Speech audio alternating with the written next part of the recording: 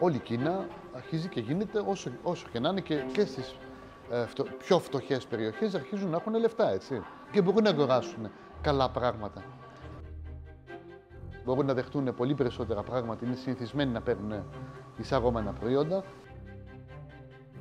Γιατί είσαστε κιόλας έτοιμοι, όριμοι για να αγοράσετε ελληνικά προϊόντα και εισαγόμενα προϊόντα. Συνάντησα άτομα, αγάπησα τον τόπο σας και είπαμε αυτός ο χώρος δεν έχει ελληνικά προϊόντα. Καλά θα ήταν να μεταφέρω κι εγώ.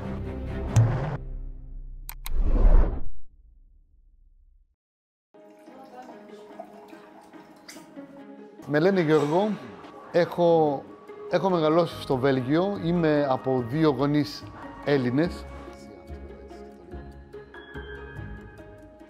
Εγώ έχω αρχίσει να δουλεύω από μικρός και μετά όταν πήγα πανεπιστήμιο παράλληλα δούλευα και άνοιξα τη δικιά μου εταιρεία στο πανεπιστήμιο. I repeat, I think this producer will become one of the top producers of music in the next years. Αυτή τη στιγμή βρίσκομαι στο Σουζόου που έχω χτίσει μια εταιρεία με την οποία εισάγουμε ελληνικά προϊόντα και μόνο.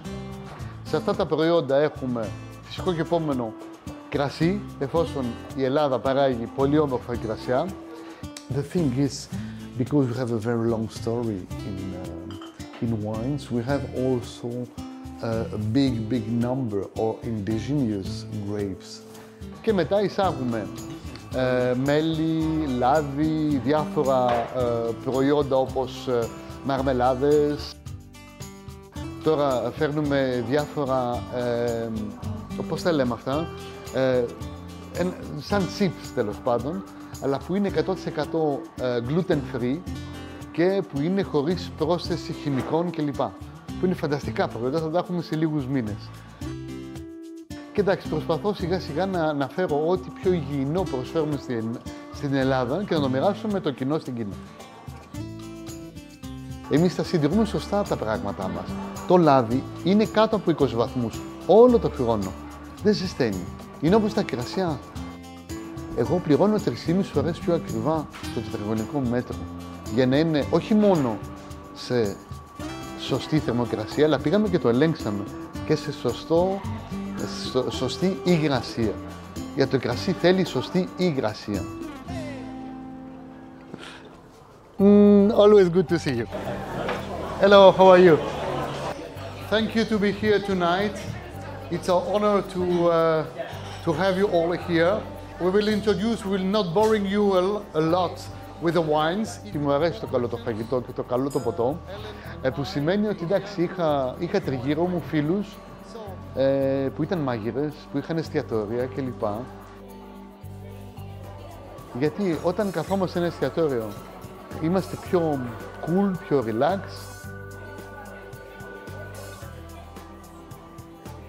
Και γι' αυτό μου άρεσε αυτή η ζωή με το όμορφο φαγητό, το όμορφο ποτό κλπ.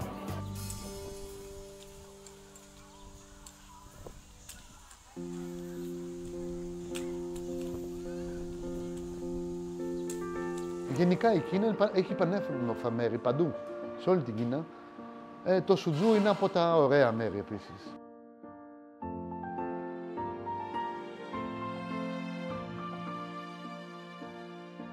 Μου αρέσει μια Κυριακή και λοιπά που έχουμε λιγότερη δουλειά.